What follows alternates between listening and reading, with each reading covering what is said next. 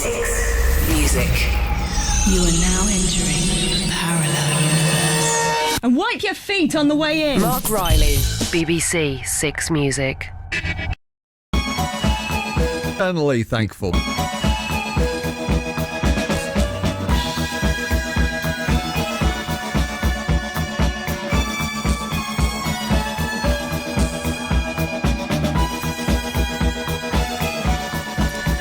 Can with the tune that famously got them on top of the pops. I'm Marc Riley, and I famously got Bob Hughes on 6 Music. Oh, eternally thankful, Mark. Oh, well, so am I, mate, I tell you.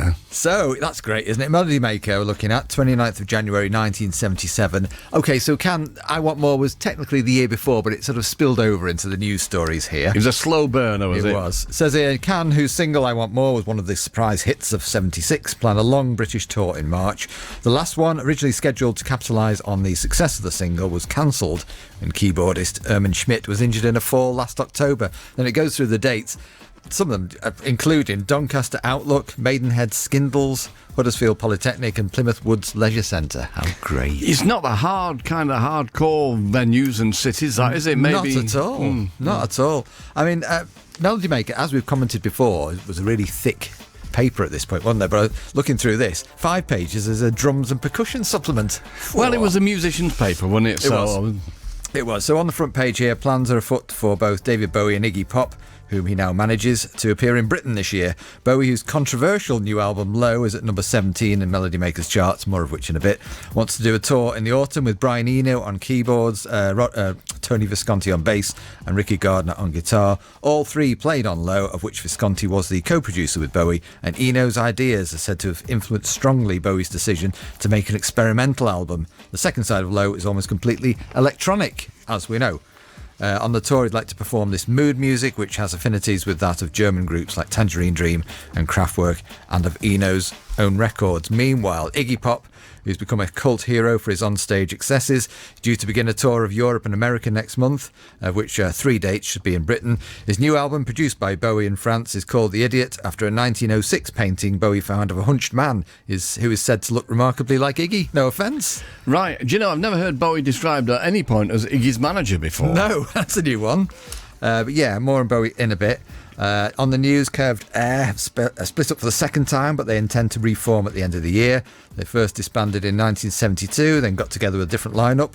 The members of the band now intend to pursue solo ventures in the coming months. Vocalist Sonia Christina will record her first solo album and play some gigs. Drummer Stuart Copeland has formed a new wave band called The Police. I mean, bearing in mind as well that Andy Summers was in prog bands including Dantalion's Chariot, it's interesting to note that a lot of the new wave bands, especially The Police, sort of came out of the prog world. Yeah, and also it is funny, say they've split up. Yes. But they're going to get back together again later in the year. They've never heard of the word hiatus. Exactly. Maybe they hadn't. Maybe, you know? maybe. Maybe it was all drama. Patti Smith and her band will join forces with John Cale for a European tour in March. Smith's manager, Jane Friedman, told the Melody Maker the tour will concentrate on continental dates, although the Smith-Cale partnership will be coming to Britain for at least one concert now that none of the dates has been finalised. So this is, this is January 77.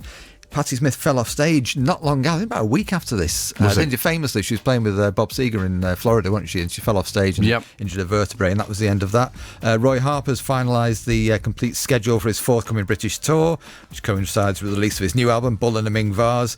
It's been the longest ever undertaken by Harper and marks the debut of his new band, Chips. The new group features Harper on guitar and vocals, plus Henry McCulloch and Andy Robertson on guitars, and John Halsey on drums. How great. Barry Wom from the Ruttles. Well, this is a year before the Ruttles, isn't it? Wow. 77. I'll tell you what, Bob, I've just been thinking about the Curved Air thing. Go on. Yeah, I'm going it's troubling you, I can tell. Well, yeah, I've made my mind up. I'm going to quit 6 Music at 9 o'clock tonight. Ah, right. I'll be back tomorrow at 7. I love it. I didn't say that coming. Why not? Shut up, you. I like it, Shell, thank you. Crosby, Stills and Nash are back together. Wow. Talking recurring jokes. They're currently recording a new album. What do you mean recurring jokes? Help, everybody, they're ganging up on me. I planned a reunion concert. Oh, I can't be bothered with that one. Anyway, they're getting together anyway. New singles here. Single of the week goes to Talking Heads, Love Goes to Building on Fire. There's loads on this, but I'm going to read a bit of it. I thought you were just going to say that I can't be bothered. I thought you'd quit 6 Music already. We're back next week, though. This is still 7 months away from the debut album, so they're still very much an unknown quantity. Right. This band, the current favourites of New York's new wave, take themselves very seriously indeed. They dress just like I imagine Brian Ferry did at his Northern Art School in the late 60s. Upmarket sportive with that slightly supercilious facial twist and occasional ironic smile, which students affect when they're faking an air of casualness, Mark. What? And yeah, it's single of the week. Well, go figure. Should we have it? Yes.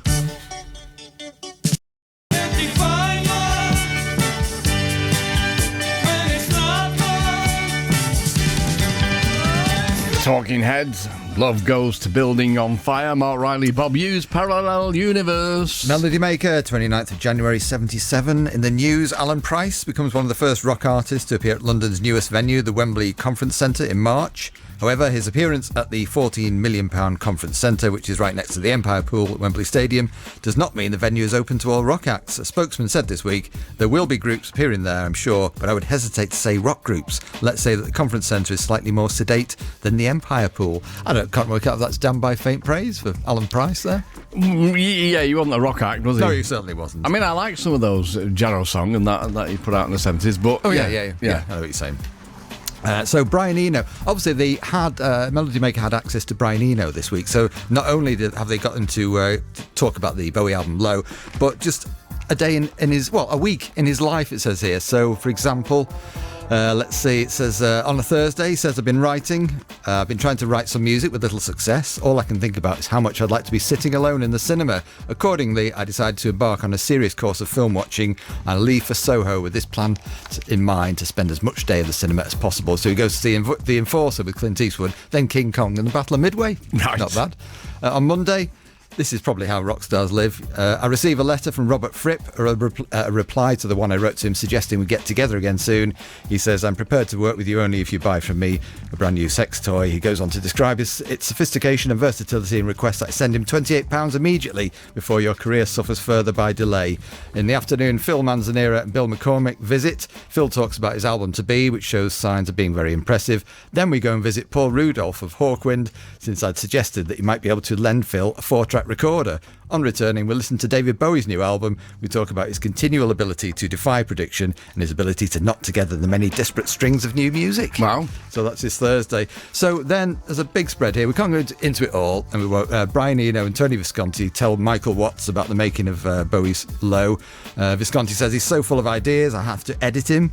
It's too intense to be around him. There's a long recap on the album itself and just putting it into some kind of context. The idea, it's the electronica experimental album and all the rest of it. According to Visconti, Bowie was determined to surprise everybody with Low out of a fear, irrational though it may appear, of seeming predictable. Visconti says to promote the last two albums, he must have done more than 200 shows. He was absolutely tired of being RCA's sure thing, and he also felt he was losing his pioneer spirit. David described the album to me as far back as July because he asked me if I would produce Iggy's album first and then his own, which he said was going to be very revolutionary. Right. Talks about the sessions at the Chateau in France, which weren't perfect, were there? There was a lot of kind of issues going on there. Gets to Eno's involvement in the sessions. He says, I think David has just become aware of this problem of focus in a piece of music, of how much you want and how much you don't want. One of the interesting questions that all those German bands brought up was they produced music that was very unfocal. It had a lot of drift in it, whereas rock music traditionally has a lot of anchorage. Like myself, he was very impressed by the vocal rock tradition. So the problem of the age, as far as I'm concerned, is to bring those two things together comfortably, and that's why the record is experimental. So that's what he's saying. That's essentially where it's coming from, isn't it? You've got your kind of traditional style, then you've got this a lot more esoteric, as he's saying, drifting style that you're trying to marry somehow. It is a game of two halves anyway, isn't it? I mean, you've got the poppy side and you've got the ambient kind of Noi and Egg de Froze related material. Yeah, absolutely. And just as a bit of a, bearing in mind this is early 77 and it's a bit of a crossover kind of punk year, Robert Plant and Mitch Mitchell were seen digging Tom Robinson, no, it wasn't strictly punk, at the Golden Lion in Fulham last week. Robert and some of his chums from Led Zepp who were hanging out in the smoke last week also went down to the Roxy in Covent Garden to catch The Damned. They seem to have enjoyed the experience. There was a lot of that going on, weren't there? Pete Townsend hanging out with the Pistols, all that. Yeah, I mean, the stories are some of the time where the punks would turn on them because, you know, they felt it was a duty to, in the kind of like cliched punk world, of turn on the dinosaurs and all that. Yeah. Several people, like Bob Harris got assaulted, didn't he? He did, by yeah. Sid Vicious, I think. Yeah, there was a lot of that, especially if there was a photographer around. And I don't know, there's a review here, Carl Dallas reviewed Pink Floyd's Animals, which I have to confess I don't really know. Oh, mate, it's brilliant. He said it's a harder edge thing. He calls it perhaps the third in the trilogy that began with Dark Side of the Moon. But Sheep is 12 minutes long and it's possibly my favourite Floyd tune. It's quite possible. Yeah, it's really, really great. Oh, right, I need to get across that as well. And for that reason, the fact it's got more of a hard edge, it probably won't sell as much as the others, which I think was true, wasn't it? Well, I mean, it's a tall order to follow Dark Side of the Moon, is it not? Yeah. Wish You Were Here is a better album for me anyway, but I did go and see the Animals tour at the Bingley Hall in Stafford and it was great. Was it a flying pig moment, one of those? Yeah. Oh, fantastic. So I did kind of look at that and think we could play something, but as you say, the tracks are pretty long, aren't they? Yeah, I do play Sheep from time to time. Yeah. Just, you know, if we haven't got a band in, I think, right, we can just have a wig out for 12 minutes and go for it, and it's well worth it. You should get your heads around that. I will do. So in the meantime, Rumours is out. Okay, Dreams, Fleetwood Mac. Marc Riley, Bob Hughes. Melody Maker, 29th of January 1977 here. Gigs this week, you've got Rory Gallagher playing Aberdeen Music Centre, Motorhead at the Marquee, Iron Maiden, Early Days at the Cart and Horses in Stratford. Right. Tom Robinson at the Brecknock in Camden, Bebop Deluxe at the Sports Centre in Bracknell. There's Rycuda and the Chicken Skin Band at the Free Trade Hall in Manchester. AC/DC at Derby King's Hall. Count Basie at Southport Theatre. Wow. Sensational Alex Harvey Band minus Alex, because they went off obviously separate ways, didn't they? At Plymouth Fiesta. Tim Rose at the Half Moon in Putney. Eddie and the Hot Rods supported by Ultravox at the Rainbow. And Dick Wellstud at the Purcell Rooms in London. Right, nice one. Any questions? This is a bit where people write in and say, well, you know, whatever was on their mind.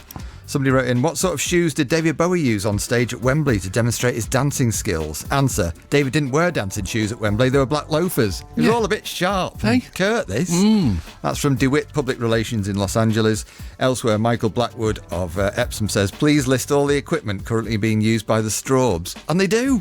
And there's reams of it. Oh. God, be careful what you wish for. On the live front, you've got Bebop Deluxe at Manchester Free Trade Hall. Was that? Were you there? Okay. What do you think? Well, Steve Gibbons as well, I think, it says here. Well, I did see Steve. No, I saw Steve Gibbons open for The Who, I think. Oh, yeah. Actually, but Bellevue, yeah. Yeah, Bellevue. But no, it was the tour, I'm pretty sure, where Bill came on with his guitar, and it was a beautiful guitar. Then he came back on for the encore, and he had a different guitar that looked the same, that was charred. And then, of course, he set fire to it. Yeah. And then immediately ran off. It wasn't a Jimi Hendrix moment. No offence there, Bill. and Rhodey came on and threw a blanket over it immediately. So he's obviously just getting a bit more charred as the nights went by. I see. It says here, Bill Nelson is a good guitarist, but I still contest his validity as either a reasonable rock vocalist or a composer. He lacks stage presence, though his audience remained totally engrossed in the music. For me, he wasn't as good as a support act. Steve Gibbons' band. I think Billy Duffy might have been at that as well. I think that gig. I was chatting to him Wouldn't recently. surprise me at all. He saw them at Free Trade Hall, went home and started practicing Made in Heaven and Sunburst Finish. And great guitarist, Bill Nelson. Eh? Yeah, absolutely. He's kind of a lovely man. Yeah. Also on the live front, Carl Dallas goes to see Kevin Coyne. Considering the cause, it was surprising none of the charismatic figures of the 60s turned up to play, for the cause was the legalisation of marijuana, something which seemed just around the corner 10 years ago but has receded in probability as the decade has passed. We were gathered together at London School of Economics to raise money for release. Bert Jansch was on, and an interesting northern band called Last Exit, all topped off with the irrepressible Kevin Coyne. As great as the others were, you've got to admit it was Coyne's night, rolling on more like an advert for Young's Real Ale. He held the stage comfortably alone, playing his open-tuned guitar with his thumb, waving his beer gut like a flag of distress. I'm sure he was thrilled at reading that review. Charming. I know. Anyway, just around the corner is Marquee Moon. Oh, possibly the greatest debut album of all time, Discourse. So we haven't got the time, so we're going to play See No Evil. I need to say thank you to you, Bobbert, and to Miss Shelley, and to everybody else involved in the programme, and of course the Blue Orchids. Gid is next, and we'll see you tomorrow night with Hey Colossus live in session. Cheers all, bye-bye.